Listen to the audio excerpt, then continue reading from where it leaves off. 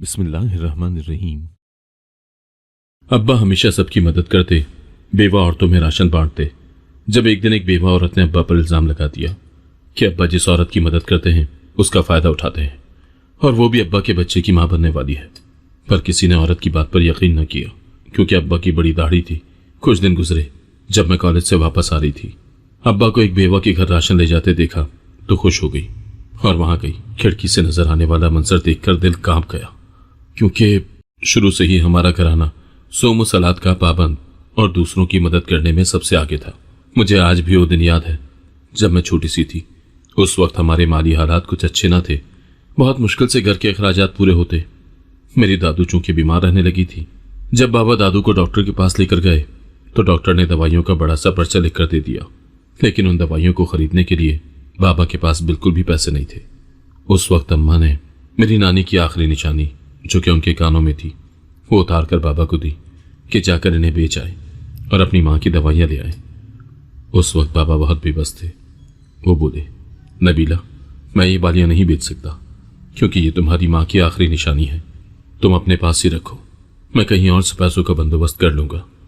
अम्मा बाबा को वो बालियां वापस करते हुए बोली, नहीं अतीक, ये बेचने से एक तो आपकी मां की दवाइयां आ जाएंगी, दूसरा सोच रही हूं कि अब जोहा को स्कूल में दाखिल करवा दें। अब वो 5 साल की हो चुकी है।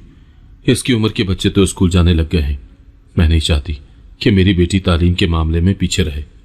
अम्मा बाबा की मुट्ठी बंद करते हुए बोली, आप ये रखें, और अगर अल्लाह ने कभी आपको हिम्मत दी तो आप मुझे दोबारा से बनवा देना। अम्मा की इस बात पर अब्बा भी राजी हो गए। उन्होंने बालियां ली और सुनार के पास चले गए। वापसी पर दादू की दवाइयां ली। रास्ते में उन्हें एक कम उम्र लड़का मिला, जिसका हुलिया बहुत बुरा था। बिखरे बाल, फटे कपड़े। जब बाबा की नजर उसके पांव पर गई तो जैसे उनके दिल को कुछ हुआ। वो बोले, बेटा, तुमने जूता क्यों नहीं पहना? तो वो लड़का रोते हुए बोला, मेरे वालिद को फौत हुए 1 साल हो चुका है, जबकि मेरी मां भी बीमारी की वजह से चारपाई से जा लगी है। मैं सुबह सवेरे काम के लिए घर से निकलता हूं, लेकिन कोई भी मुझे काम देने को तैयार नहीं है। बाबा ने सबसे पहले उसे जूता दिलवाया और राशन लेकर दिया। अपने किसी जानने वाले के यहां उसे काम पर लगा दिया। जब बाबा घर वापस आए तो बहुत उदास से थे। अम्मा बोली, अतीक, आपने इतनी देर कहां लगा दी, जबकि आपको पता भी है कि माँ जी को दवाइयां देनी थी। बाबा बोले, नबीला, आज मुझे एक कम उम्र लड़का मिला था। बेचारा बहुत बुरे हाल में था। घर में एक बीमार माँ थी, जिसकी दवाई और खाने के लिए घर में कुछ भी मौजूद नहीं था, तो मैंने उसकी कुछ इमदाद कर दी। पास बैठी दादू बोली, अतीक पुत्र, तुमने बहुत अच्छा किया। पता नहीं रब तुझे इसके बदले कितना देगा। अम्मा बोली, अतीक, अच्छा आप मुंह हाथ धो लें, मैं खाना लगा देती हूँ। फिर सब मिलकर खाना खाते हैं। जोहा को तो कब से भूख लगी हुई है। मैंने उससे कहा भी था कि खाना खा लो, मगर उसे तो आपके साथ खाना खाने की आदत हो गई है। बाबा मुझे अपनी गोद में लेते हुए बोले, जोहा बेटा, आपने खाना क्यों नहीं खाया? आपको पता है ना, बाबा को देर सवेर हो जाती है, तो आप खाना खा लिया करो। मेरी वजह से भूखी मत रहा करो। मुझे अच्छा नहीं लगता कि मेरी बेटी मेरी वजह से भूखी रहे।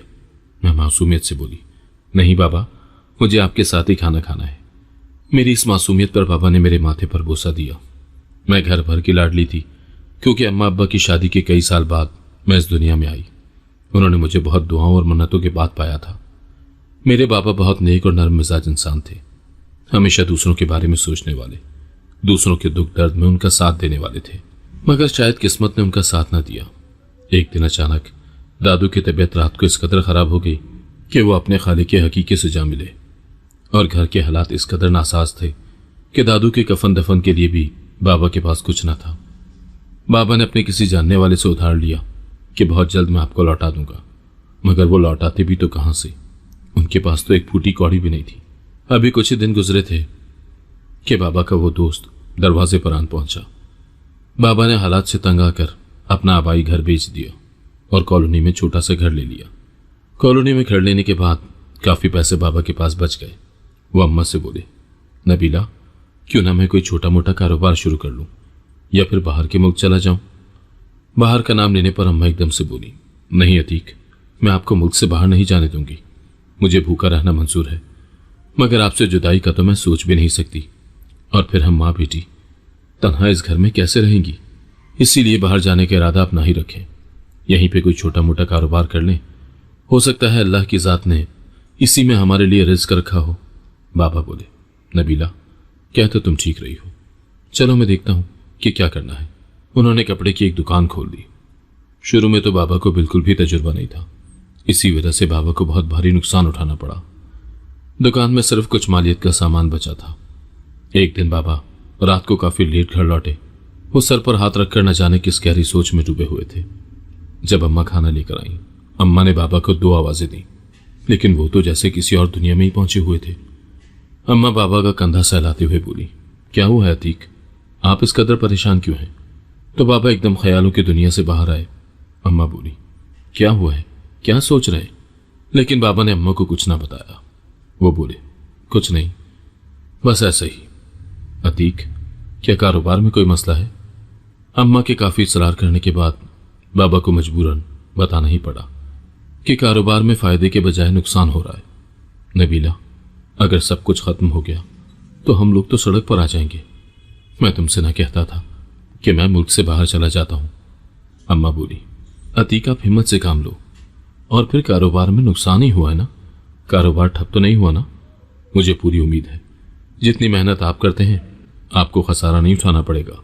अगले दिन बाबा ने जाकर दुकान खोली तो दुकान पर जो ग्राहक आया वो एक बेवा औरत थी। उसके साथ उसकी 2 बेटियां थी। वो जबरदस्ती अपनी मां को दुकान के अंदर ले आई कि हमें कपड़े खरीद कर दो। बेवा औरत बाबा से बोली, भाई साहब कोई नॉर्मल से कपड़े दिखा दे। बाबा ने उस बेवा औरत और उसकी बेटियों को चंद कपड़े दिखाए, लेकिन जब उन्होंने रेट बताया तो वो बेवा औरत उठकर खड़ी हुई।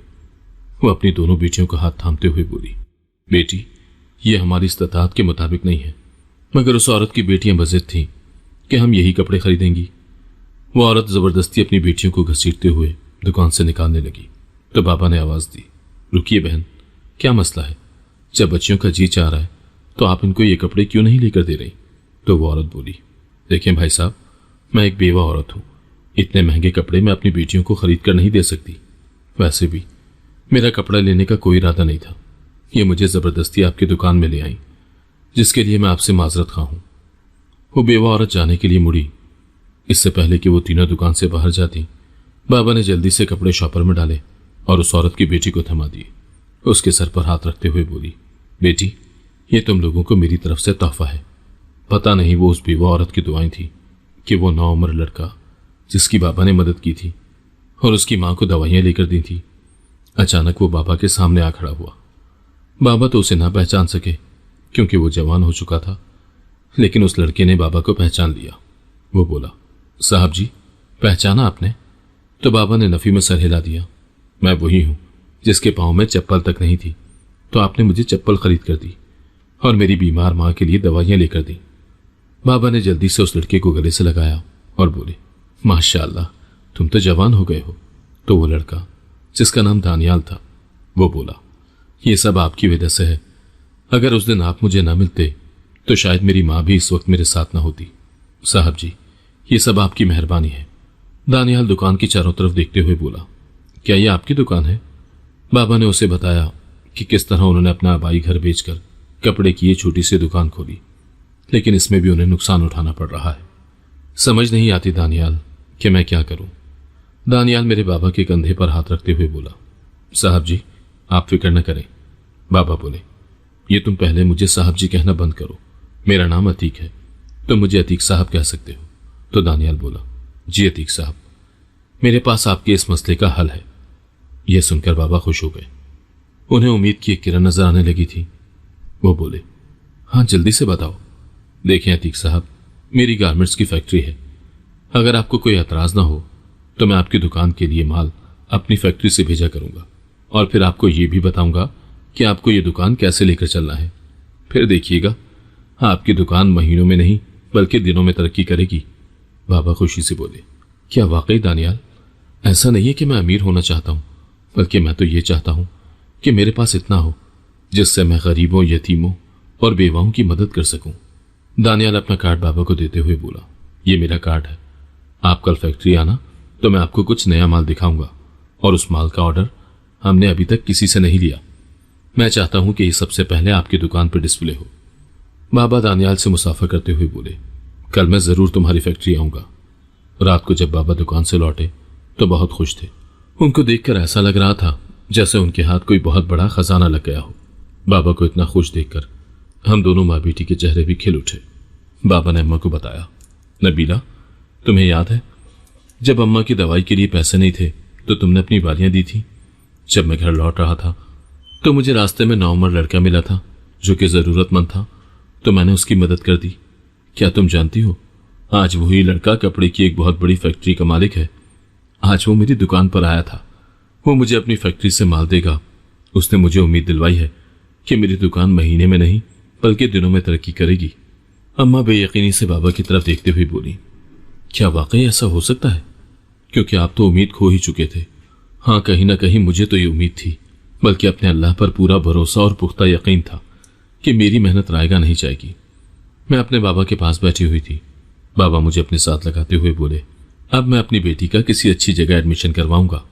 हमारे घरेलू हालात बेहतर से बेहतरीन होते चले गए। बाबा की सिर्फ एक दुकान थी। वहां उन्होंने मार्केट में कई और दुकानें खरीदी और ये सब दानियाल की वजह से हुआ था। बाबा अपनी दुकान पर अच्छे से अच्छा और ब्रांड का माल रखते, यही उनकी कामयाबी की वजह बनी। हमारी जिंदगी में किसी भी किस्म की माली या मुआशी कोई परेशानी नहीं थी। हम कॉलोनी वाले घर से निकलकर डिफेंस में बड़ी सी कोठी में रहने लगे। हमने कभी सोचा भी नहीं था कि हमारी जिंदगी यूं अचानक इतनी बदल जाएगी। हमें दुनिया की हर आसाइश मुयस्सर थी। मेरी माँ और बाबा दिन रात अल्लाह ताला का शुक्र अदा करते जिसने हमारे दिन बदल दिए। मेरे बाबा तहज्जुद गुजार और 5 वक्त के नमाजी थे। अपने साथ साथ वो अम्मा को और मुझे भी नमाज की तलकीन करते। यूं हम दोनों माँ बेटी भी बाकायदगी से नमाजें पढ़ती। बाबा के दुकानों से जो प्रॉफिट आती उनमें से एक खास हिस्सा वो बेवा औरतों के लिए रख देते और हर जुमे उनमें राशन तकसीम करते। जहां तक मुमकिन हो सकता था बाबा उनके माली मसाइल हल करते।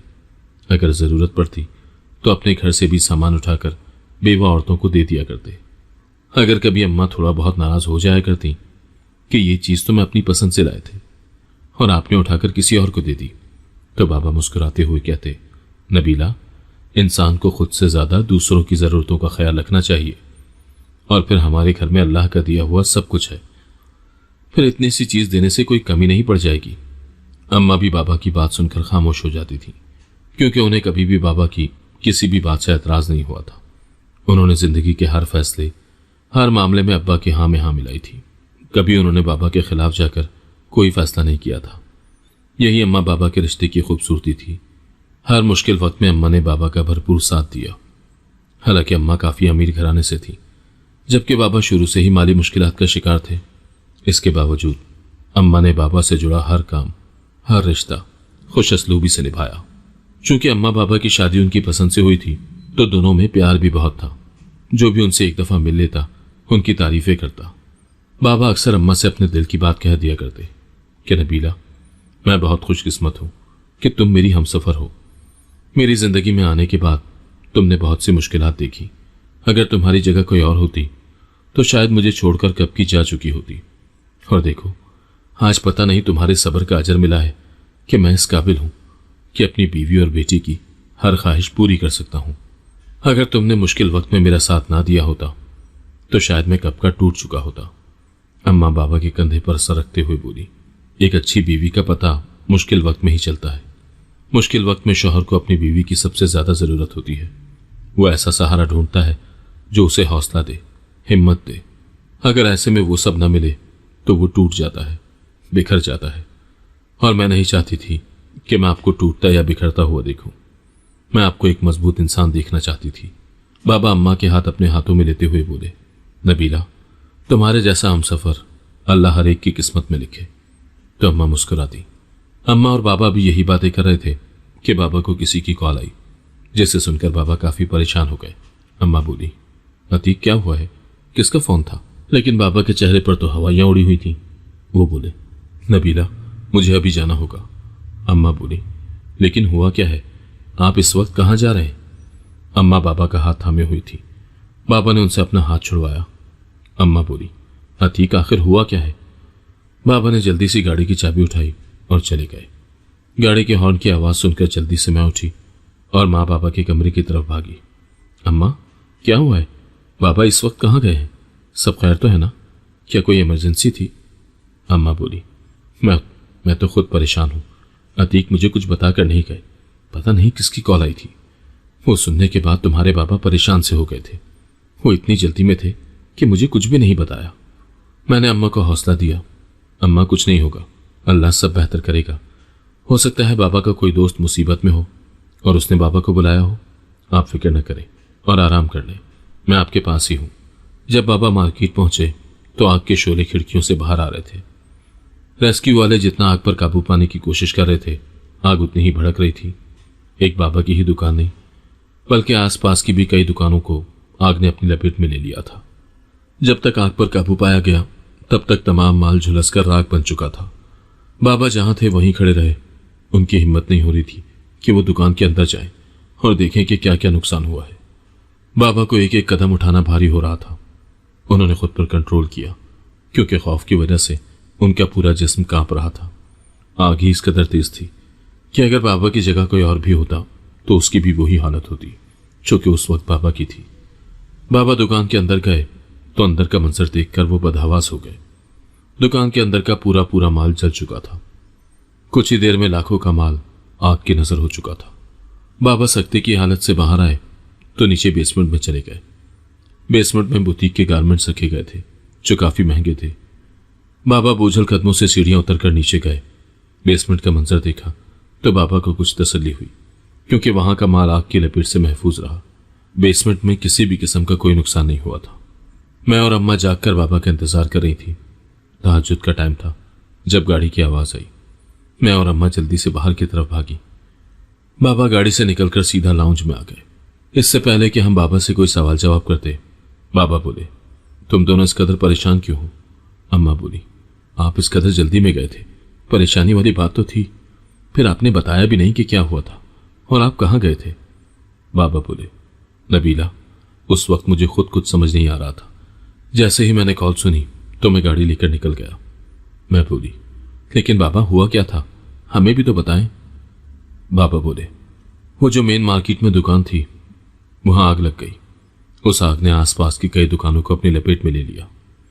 जब तक रेस्क्यू वालों को बुलाया गया तब तक आग काफी फैल चुकी थी, और जब तक आग पर काबू पाया गया तब तक हर चीज झुलसकर आग बन चुकी थी। लेकिन अल्लाह का शुक्र है, मैं अपने रब का जितना शुक्र अदा करूं कम है। जो सबसे ज्यादा कीमती माल था वो महफूज रहा। जो हमारी किस्मत में था वो बच गया, और जो नहीं था वो झुलस गया। अम्मा बाबा को तसल्ली देते हुए बोली, अतीक क्या हुआ?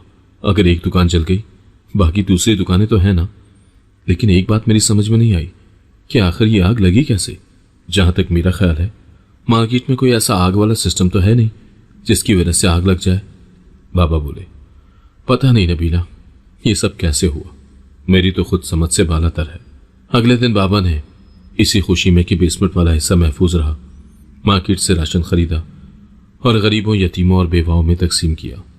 बाबा ऐसे ही थे।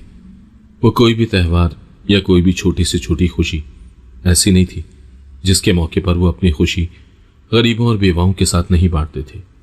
वो हर मौके पर उन लोगों को याद रखते और कहते, ये सब इन्हीं लोगों की दुआओं का नतीजा है कि आज मैं इस मकाम पर खड़ा हूं। दानियाल को जब पता चला कि बाबा की दुकान में आग लग गई थी तो वो बाबा से मिलने के लिए घर आया। चूंकि मैं पहली दफा दानियाल से मिल रही थी, इसीलिए मैं नहीं जानती थी कि वो कौन है। दरवाजा मैंने खोला तो सामने दानियाल खड़ा था। मैं बोली, जी कहिए, आपको किससे मिलना है? दानियाल नजर झुकाते हुए बोला, मुझे अतीक साहब से मिलना है।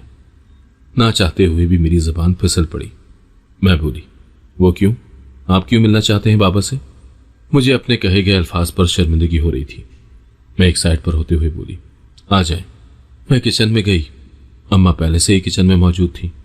मुझे देखकर बोली, बाहर कोई आया है क्या? मैंने इस्बात में गर्दन हिला दी। लेकिन अम्मा, आपको कैसे पता? क्या आप जानती हैं वो कौन है? अम्मा बोली, वही दानियाल है। उसने रात को फोन करके तुम्हारे बाबा को अपने आने के बारे में इत्तला दी थी। मुझे अपनी बेवकूफ़ी पर बहुत शर्मिंदगी हो रही थी कि मैंने बिला वजह ही उससे सवाल जवाब कर दिए। अम्मा बोली, जाओ तुम ये चाय का ट्रे लेकर आओ, मैं दूसरा सामान लेकर आती हूँ। मैं लाउंज में गई, चाय वाला ट्रे टेबल पर रखा। सलाम के फौरन बाद जाने के लिए मुड़ी तो बाबा बोले, जोहा इधर आओ, मेरे पास बैठो। मैं आहिस्ता आहिस्ता पाँव उठाती हुई बाबा के पास जा बैठी। बाबा मुझे मेरे कंधे से पकड़कर अपने साथ लगाते हुए बोले, दानियाल, ये मेरी बेटी जोहा है, और जोहा ये दानियाल है। इसकी गारमेंट्स की फैक्ट्रियां हैं। मैंने देखा कि मैं जितनी देर वहां बैठी रही, दानियाल ने अपनी नजरें झुकाए रखी। मैं दिल ही दिल में तंज कर रही थी। नजरें झुकाकर तो ऐसे जाहिर कर रहा है कि जैसे कोई बहुत बड़ा शरीफजादा है। मैं वहां से उठी और अपने कमरे में चली गई। मुझे वहां बैठना मुनासिब न लगा, क्योंकि मेरा कल पेपर था और मुझे उसकी तैयारी करनी थी। हर साल की तरह इस बार भी मैं अपने कॉलेज में टॉप करना चाहती थी, इसीलिए मैं रात देर तक पढ़ाई करती रही। मैं सारा दिन कमरे में बंद रही, और जब रात को भी बाहर ना आई तो अम्मा बाबा मेरे कमरे में आए। मैं पढ़ाई में मसरूफ थी। मुझे उनके आने की खबर तक ना हुई। मुझे इस तरह पढ़ता हुआ देखकर बाबा बोले, नबीला, देखो तो मेरी बेटी पढ़ाई के मामले में बिल्कुल मुझ पर गई है। तुम्हें पता है, जब मेरे इम्तहान करीब होते थे तो मैं इसी तरह सारी सारी रात जागकर इम्तहान की तैयारी किया करता था, लेकिन जितने अच्छे नंबर जोहा लेकर आती है, मेरे कभी नहीं आए। मैं तो मुश्किल से पास ही हुआ करता था। ये सुनकर मैंने और अम्मा ने जोरदार कहकहा लगाया। हमें यूं हंसता हुआ देखकर बाबा बोले, हंस लो भाई, हंस लो, तुम तो ठहरी टॉपर। मैंने बमुश्किल अपनी हंसी कंट्रोल की। नहीं बाबा, वो तो आपकी बात पर अम्मा हंस रही थी तो मेरी भी हंसी निकल गई। बाबा मेरे सर पर हाथ रखते हुए बोले, दिल लगाकर अच्छे से पढ़ाई करना। तुम पढ़ लो, मुझे तो नींद आ रही है, तो मैं सोने के लिए जा रहा हूं। मैंने सारी रात पढ़ाई की। तहज्जुद के वक्त नमाज तहज्जुद अदा की। कुछ देर सोने के बाद जब मैं उठी तो टेबल पर गरम गरम कॉफी रखी हुई थी, जो कि यकीनन अम्मा रख कर गई थी। कॉफी पीने के बाद मैंने नमाज फजर अदा की। इतनी देर में अम्मा नाश्ते के लिए आवाज देने लगी। नाश्ता करते हुए मैं बाबा से बोली, बाबा, मुझे जाते हुए कॉलेज ड्रॉप कर देना, वरना मैं लेट हो जाऊंगी।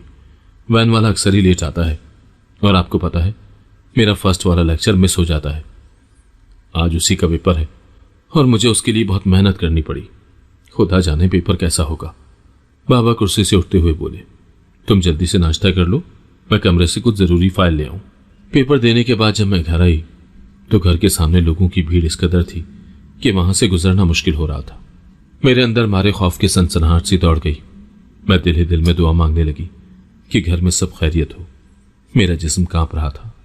जब मैं घर में दाखिल हुई तो अम्मा बेहवास बैठी हुई थी, ऐसे कि जैसे उन्हें कोई बहुत बड़ा सदमा पहुंचा हो। अम्मा को इस हाल में देखकर मेरी परेशानी मजीद बढ़ गई। अम्मा अपना सर और नजरें झुकाए बैठी थी। मैं बोली, अम्मा क्या हुआ है? बाहर लोगों की भीड़ इस कदर क्यों है? मगर अम्मा खामोश थी।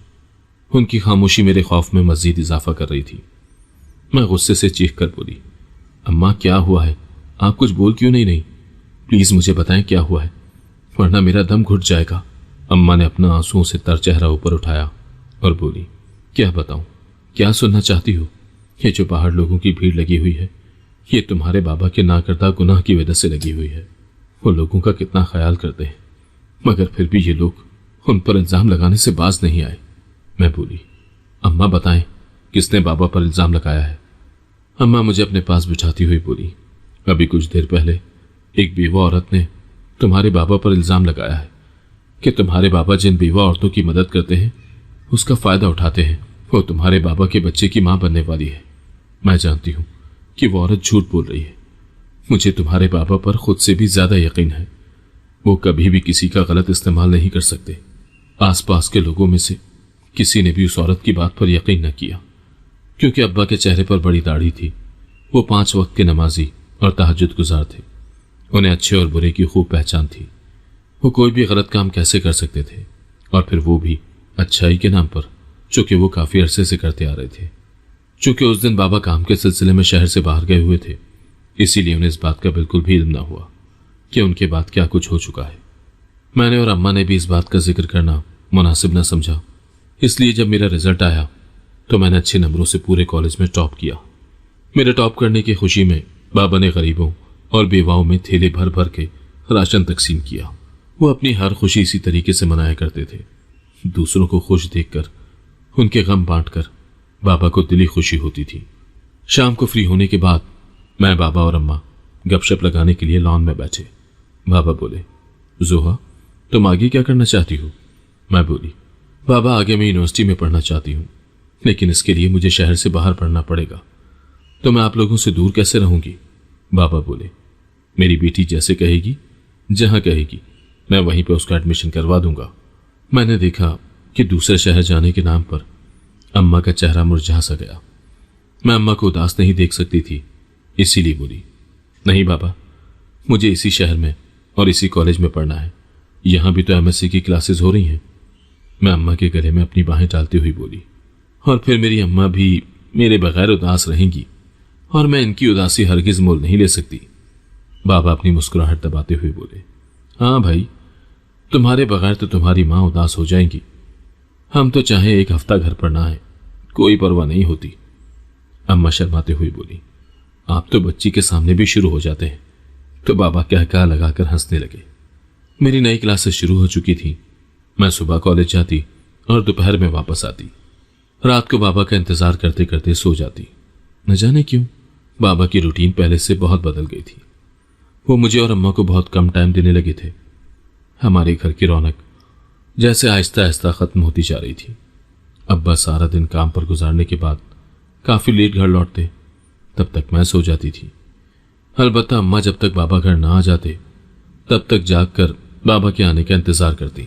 बाबा, जिन्होंने पहले कभी भी घर से बाहर खाना नहीं खाया था, जब रात को आते अम्मा खाना लगाती तो वो खाना खाने से मना कर देते कि मैं तो बाहर से खा कर आया हूं, या फिर मेरे दोस्त ने मेरी दावत की थी।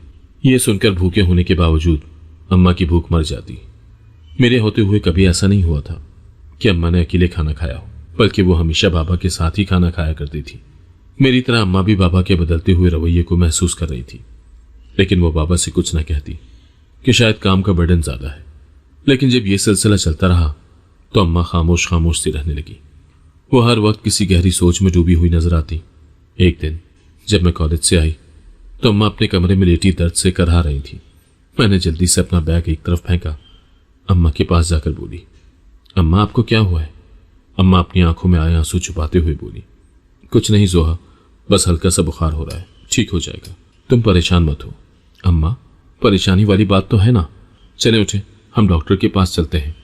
अम्मा बोली, नहीं, मुझ में जरा भी हिम्मत नहीं है कि मैं डॉक्टर के पास जा सकूं।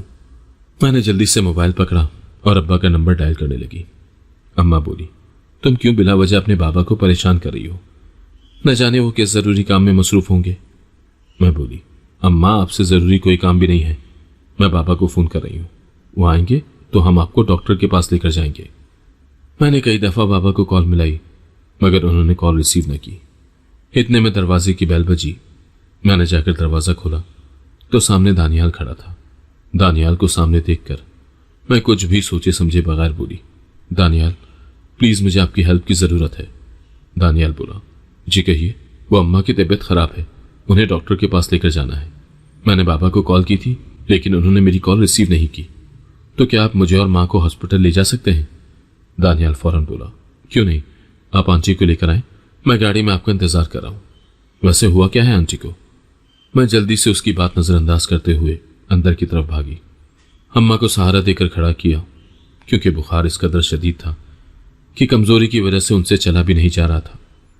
मुश्किल से मैं अम्मा को गाड़ी तक लेकर आई। अम्मा का चेकअप करवाने के बाद दानियाल वापस हमें घर छोड़ने के बाद बोला, मुझे अतीक साहब ने भेजा था, जो दुकान उन्होंने सेल की है वो उसके पेपर्स मंगवा रहे हैं। ये सुनकर मुझे और अम्मा को हैरत का शदीद झटका लगा। ऐसी कौन सी जरूरत है जिसे पूरा करने के लिए बाबा ने दुकान ही बेच दी और हमें बताया तक नहीं। मैंने अलमारी से दुकान के कागजात निकालकर दानियाल को दे दिए। उस रात मैं भी तब तक जागती रही जब तक बाबा घर ना आए। मैंने बाबा से खाने का पूछा तो उन्होंने इनकार कर दिया। न जाने क्यों बाबा बहुत परेशान लग रहे थे। मैं उनकी परेशानी की वजह पूछना चाहती थी, मगर पूछ ना पाई। बाबा, आपको पता है आज अम्मा की तबीयत किस कदर खराब थी, उनसे चला भी नहीं जा रहा था। मैंने आपको कितनी कॉल्स की, मगर आपने एक कॉल भी रिसीव नहीं की। लेकिन जैसे बाबा ने तो मेरी बात सुनी ही नहीं थी। मैं बोली, बाबा? तो बाबा एकदम से चौंके और बोले, हाँ, क्या कह रही थी तुम? बाबा को परेशान देखकर मैंने अपनी बात दोबारा ना दोहराई। बाबा, आप अपने कमरे में जाकर आराम कर लें, मैं आपके लिए चाय लेकर आती हूँ। वो उठकर कमरे में चले गए। उनके जाने के बाद मैं सोचने लगी कि ऐसी कौन सी परेशानी है जो बाबा को हमसे दूर कर रही है। और उस परेशानी ने इतना मजबूर कर दिया कि बाबा को अपनी दुकान बेचना पड़ी। जब बाबा कमरे में गए तो अम्मा की हालत देखकर एकदम से घबरा गए। वो उनके माथे पर हाथ रखते हुए बोले, नबीला, क्या हुआ है तुम्हें? तुम्हें तो बुखार हो रहा है। चलो उठो, मैं तुम्हें हॉस्पिटल लेकर चलता हूं। अम्मा बाबा को परेशान देखकर बोली, अतीक में पहले से बेहतर हूं। वो दानियाल आया था तो जोहा और दानियाल मुझे हॉस्पिटल लेकर गए थे। मैंने दवाई खाई है, कुछ देर तक ठीक हो जाऊंगी, आप फिक्र न करें। जोहा ने आपको कॉल की थी मगर आपने रिसीव नहीं की। क्या आप कहीं बिजी थे? अम्मा ने बाबा से दुकान बेचने के बारे में न पूछा कि शायद खुद ही बता दें, मगर बाबा ने अम्मा से ये बात छुपाई कि वो दुकान बेच चुके हैं। वैसे भी एक दुकान बेचने से उन्हें कोई खास फर्क नहीं पड़ता था। एक दिन जब मैं कॉलेज से वापस आ रही थी तो अब्बा को एक बेवा के घर राशन ले जाते देखा तो मैं खुश हो गई और मैं भी उनके पीछे चली गई। खिड़की से नजर आने वाला मंजर देखकर मेरा दिल कांप गया, क्योंकि जो मंजर मेरी आंखों के सामने था और जो मैं अपनी आंखों से देख चुकी थी, मुझे उस पर बिल्कुल भी यकीन नहीं आ रहा था। मेरे बाबा तो ऐसे हरगिज नहीं थे। तो क्या उस दिन वो औरत जो बात कर रही थी सच थी? उस वक्त मेरा दिमाग काम करना छोड़ गया। मेरी आंखों के सामने जो मंजर था वो किसी कयामत से कम नहीं था। एकदम से मेरा दिमाग चकराया और मैं गिरकर बेहोश हो गई। मुझे हॉस्पिटल ले जाया गया। डॉक्टर ने मुकम्मल चेकअप के बाद बताया कि इनको सदमा लगा है। फिलहाल तो नींद का इंजेक्शन लगा दिया है, जब ये होश में आएंगी तो बिल्कुल ठीक हो जाएंगी, मगर अभी इनको अंडर ऑब्जर्वेशन रखना पड़ेगा। जब इनको होश आ जाएगा उसके बाद आप इन्हें घर ले जा सकते हैं। जब मुझे होश आया तो सबसे पहले मुझे अपने बाबा का चेहरा नजर आया। इससे पहले कि बाबा मुझसे कुछ कहते, बाबा को अपने सामने देखते ही मैंने उनसे मुंह फेर लिया, क्योंकि मैं जो अपनी आंखों से देख चुकी थी उससे तो बाबा भी इनकार नहीं कर सकते थे। इतने में अम्मा की कॉल आई। शायद वो मेरे बारे में पूछ रही थी। तो बाबा ने उन्हें कहा, जोहा मेरे साथ है और हम लोग अभी घर आ रहे हैं। हॉस्पिटल से डिस्चार्ज होने के बाद जब हम घर के लिए निकले तो सारे रास्ते मेरे और बाबा के दरमियान खामोशी छाई रही। मेरे अंदर हजारों सवालात थे जिनके जवाबात मैं बाबा से चाहती थी, मगर उस वक्त मैं बाबा से कोई भी बात करने के मूड में नहीं थी। उस वक्त मुझे बाबा की एक एक बात याद आ रही थी कि किस तरह वो कुछ वक्त से मुझे और अम्मा को इग्नोर कर रहे थे। ये सोचते हुए न जाने कब मेरी आंखों से आंसू टपकने लगे। इससे पहले कि वो मेरे गालों को भिगो दे, मैंने जल्दी से अपने आंसू साफ किए। तवील खामोशी के बाद बाबा बोले, जोहा, क्या तुम भी दूसरों की तरह अपने बाबा को गलत समझ रही हो? तुम जानती हो मैं कभी कोई गलत कदम नहीं उठा सकता। मैं एकदम चीखी, बाबा, आपने ना सिर्फ अम्मा को बल्कि मुझे भी अंधेरे में रखा। आपने आज मेरा वो मान तोड़ दिया है जो कि मुझे आप पर था। लोगों ने आप पर इल्जाम लगाया, लेकिन हम माँ बेटी ने कभी भी लोगों की बातों पर कान नहीं धरे, क्योंकि हमें खुद से ज्यादा आप पर भरोसा था।